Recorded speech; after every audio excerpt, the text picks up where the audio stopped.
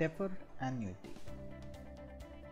If the occurrence of annuity does not happen until some later date, the annuity is known as deferred annuity.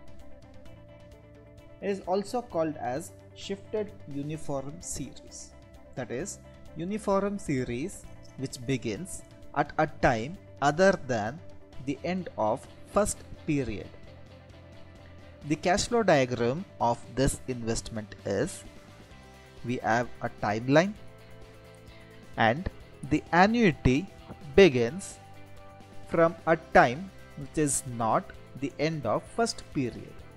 So here we can see that the annuity begins from the end of third year and there is no payment at the end of first and second payment period. Calculation for deferred annuity.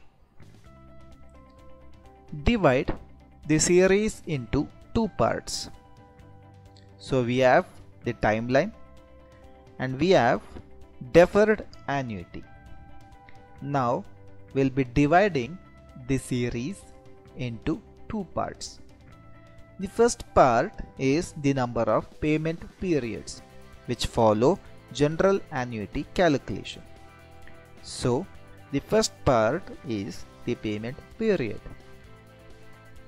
The second part is the number of non-payment periods. So this is the number of non-payment period. Determine the present worth of annuity for the payment period and then subtract this value through the pre-annuity period, that is from the non-payment period.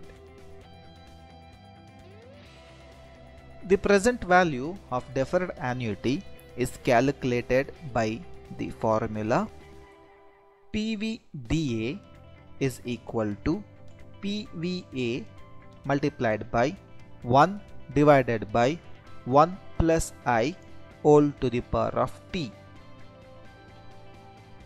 where PVA is the present worth of annuity, PVDA is the present worth of deferred annuity, I is the rate of interest in decimals, T is the period during which there were no payments. Okay, let's consider an example on deferred annuity. Determine the present value of the annuity if there were 5 equal payments of 2000 rupees for 7 years. The payment begins at the end of third year and will continue till 7th year. No cash flow occurs from the beginning till the end of third year. Consider an interest rate of 10% compounded annually. So we'll look into what exactly they have asked in this particular question. So there are 5 equal payments of 2000 rupees which were made for a duration of 7 years. So this is important, 5 equal payments for 7 years. So that means there are 2 years where there were no payment of 2000 rupees. So that we need to keep in mind. The payment begins at the end of third year and will continue till 7th year. So payment is starting at the end of third year. So at the end of first year and at the end of second year there were no payments. Only at the third year it is going to start and will continue till 7th year. So no cash flow occurs from beginning till the end of third year. So that is from at the end of first year and at the end of second year there were no cash flow. And there is an interest rate of 10% which is compounded annually. So we'll look into this question and we'll determine what will be the present worth of the annuity. So solution. First we'll write down the given data. Given data.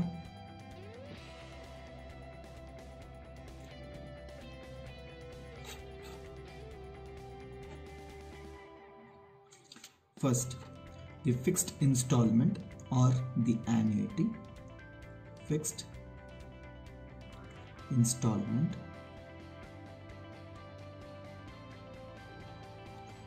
or equal payment, whatever you can consider, annuity is equal to rupees 2000. Interest rate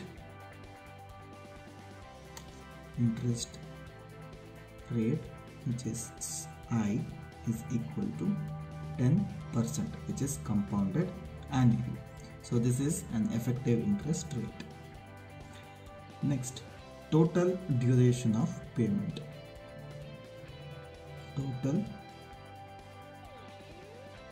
duration, which is, so total duration of payment is 7 years. 7 years. Next, number of payment period, that I'll take it as N. This we need to calculate. Next, number of non-payment period, this I'll take it as T. So these two we need to calculate. In order to calculate these two, so I'll draw a cash flow diagram. So as usual, the cash flow diagram consists of a timeline, then you have the cash outflow, then you have the cash inflow.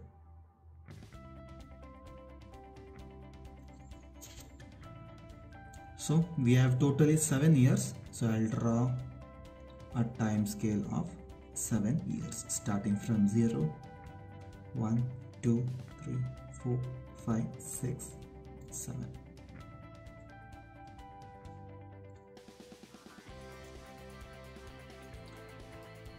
So the payment begins at the end of 3rd year and it is going to continue till 7th year. So now the payment. So the question, they have not mentioned anything regarding whether the person has taken a loan or is getting some amount. So they have not mentioned anything.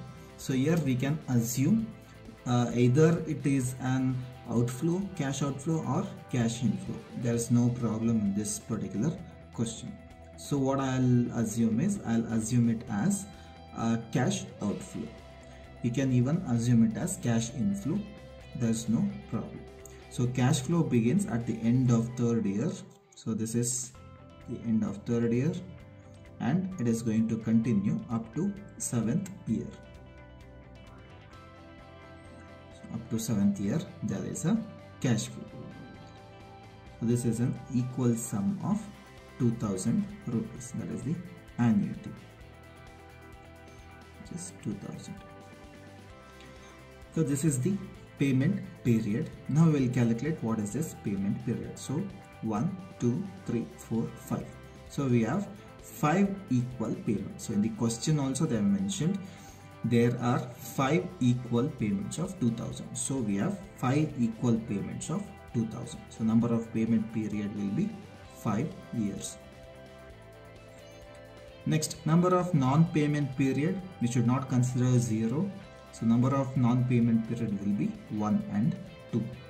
Or we can directly calculate number of non-payment period will be total duration minus number of payment period. So which gives us 2 years.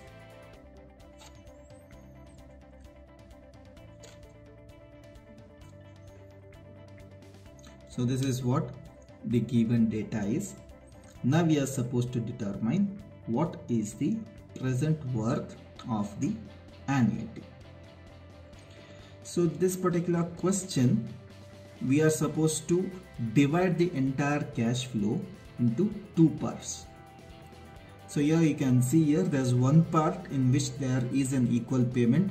In the other part there's no payment at all. So in order to solve the deferred annuity problems, we are first going to divide the entire series into two parts. This part from year to year is payment period, and the part from this edge to this edge is non-payment period. So this is the first part and this is the second part. So the part in which there is an equal payment, we are going to determine the present worth of this by considering it as an annuity problem. So in annuity problem, the present worth, usually what we do is it starts from the first year and up to n years. But here our annuity, we consider that the end of third year as time t equal to 0, and we are going to solve it. So what I will do, I will consider this part first and determine what is the present worth of this annuity or this particular payment period.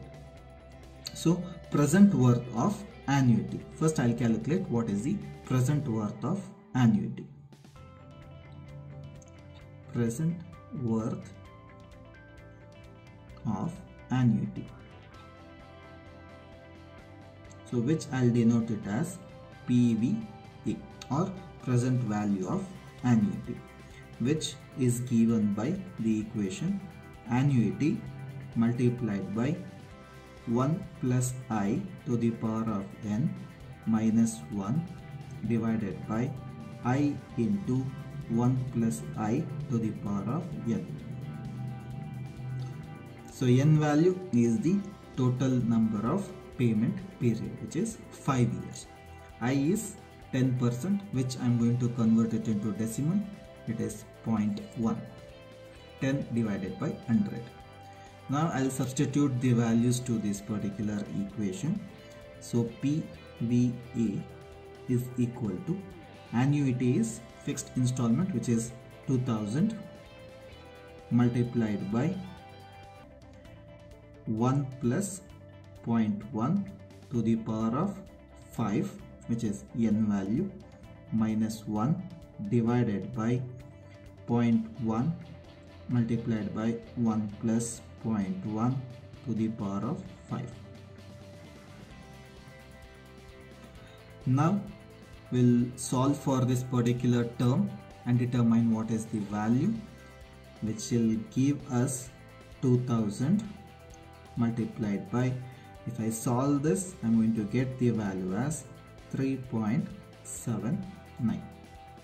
So which gives us PVA, present value of the annuity for the first part, which is the payment period, to be equal to rupees 7,580. So this is the first part of the question where we have considered only the payment period. Now we will consider the entire investment and determine what is the present value of this particular investment.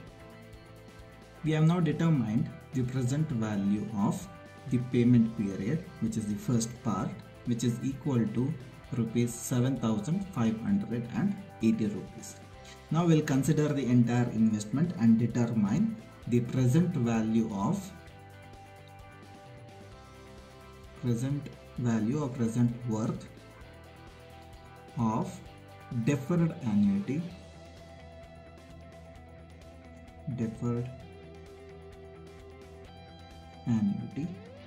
which is equal to PVA, that is the present value of the payment period, multiplied by 1 divided by 1 plus I to the power of t, where t is non-payment period.